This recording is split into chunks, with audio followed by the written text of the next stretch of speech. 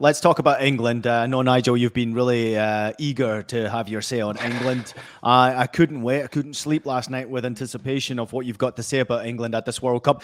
Every But yeah, single where do I time. start?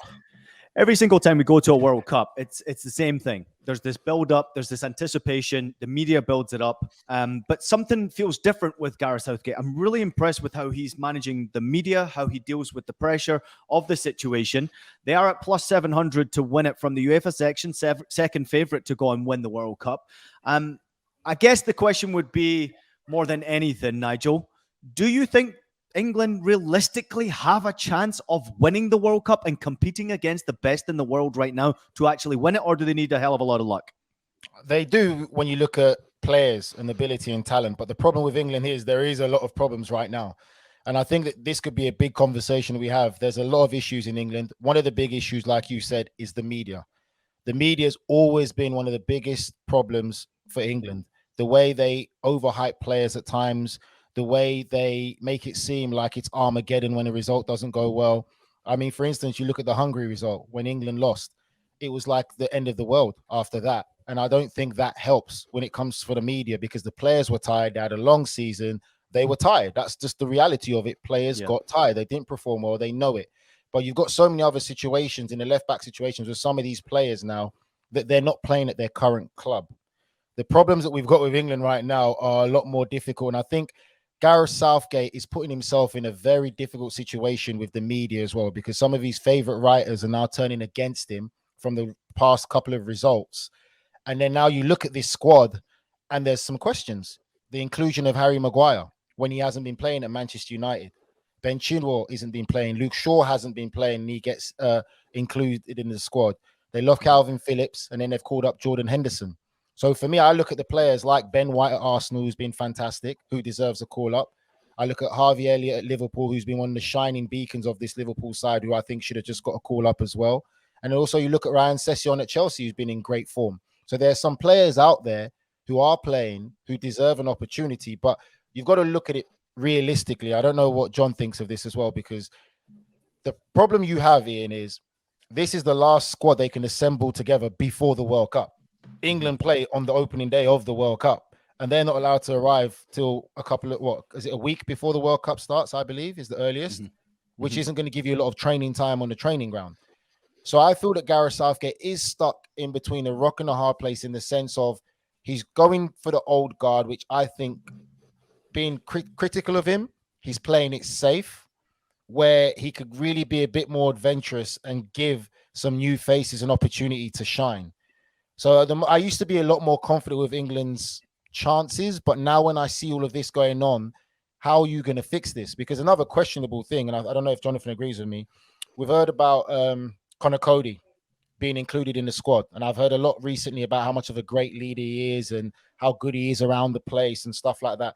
For me, if he's not going to play, why would you not bring him on as like a different category, as like a staff member or player that's not playing but part of the squad, to keep that same energy and enthusiasm with the players and give an opportunity to someone else? We forgot that Chris Smalling is playing at Roma and doing fantastically well, and he's not even got a phone call. If you want the experience, at least Chris Smalling is playing.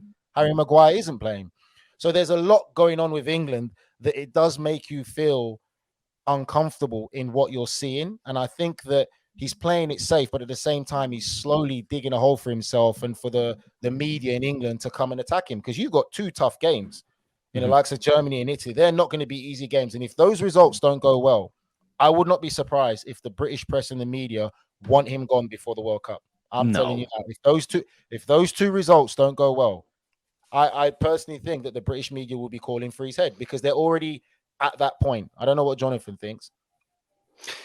You've raised some really interesting points for exactly what I think. If you'd been reading my tweets around about the time of Euro 2020, I was already calling for Southgate's head, because if I'm being honest with you, I know he's obviously to be honest.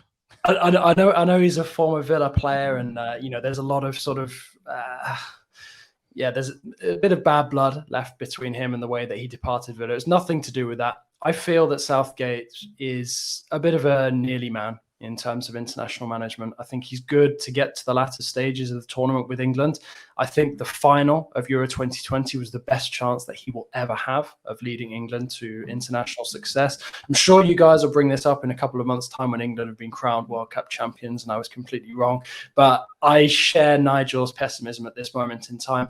I think a lot of the way that Southgate selects his squads has always baffled me, especially the Jack Grealish situation when he was playing out of his skin for Villa. Suddenly he's barely getting a game for Man City, yet he's still getting in the England squad. But everything he was doing before at Villa Park, wouldn't get him anywhere near the group. So I totally share, Nigel's skepticism. I think the one thing I guess I would say that surprises me is it's taken that long for people to start not necessarily turning on Southgate, but questioning, whether he is, perhaps the right guy to really lead, the generation of talent that England has, to fulfill their potential. Because I feel that if England do flop at this World Cup, and obviously as an Englishman, I hope that we don't, it will start to feel like this is beginning to be a bit of a wasted generation, because there are some fantastically talented players there. It feels so agonizing to have gone so close the last two international tournaments and to have fallen so short, especially, in the Euro final on home soil. But, Nigel is completely right. It is a really, really tricky group. And that's not really to blow smoke up some of our American followers.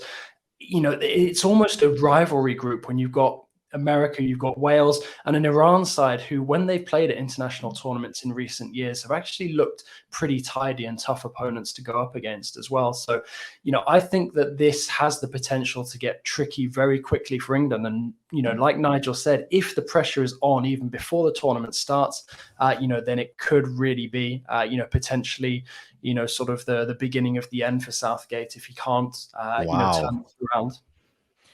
I'd just like to add to that quickly that our producer Des is Irish and he's absolutely loving this. Anyway, England's demise on the pod.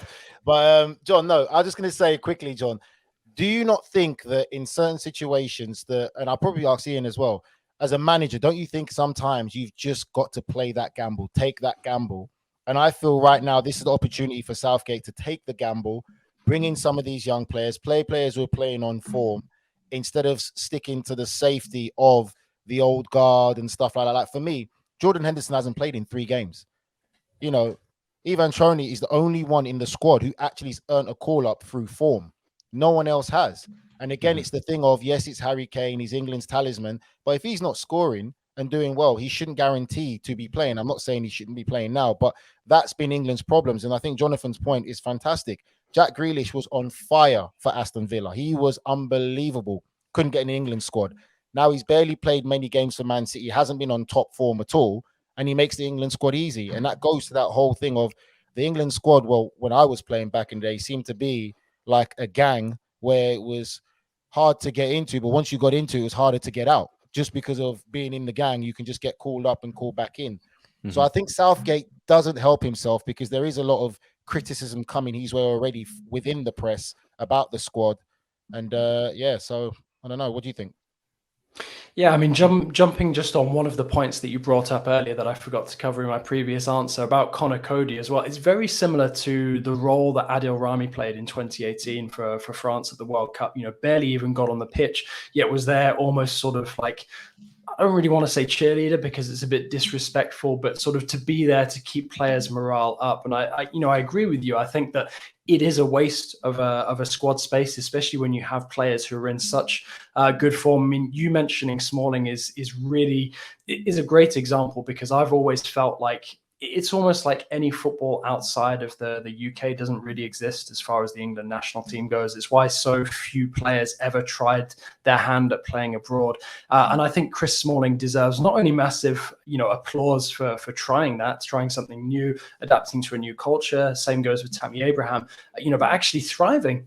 He's playing some of the best football of his career. Okay, coming towards the end of his career, but still, I think he is definitely somebody who should be in that squad. important. And France are in a similar position, taking it right back to the first team we covered, in that Pogba probably won't be able to play properly physically, given his injury at the moment. Yet he will be taken because he is such a key player to have in that dressing room, such a key figure, somebody who all the other players gravitate around. And I think that there is a very, very tricky scenario for a lot of coaches coming into this World Cup, and these important decisions they have to make over these kind of guys who are very influential in terms of their personality, but not necessarily bringing that much on the pitch. Because I feel, especially given the timing of this World Cup, you have to have the players who are in the best form physically, and in terms of the way that they're performing, not necessarily just take somebody along to be essentially a glorified Beckham from 2010 when he was trotting around on the touchline in his Marks and Spencer suits.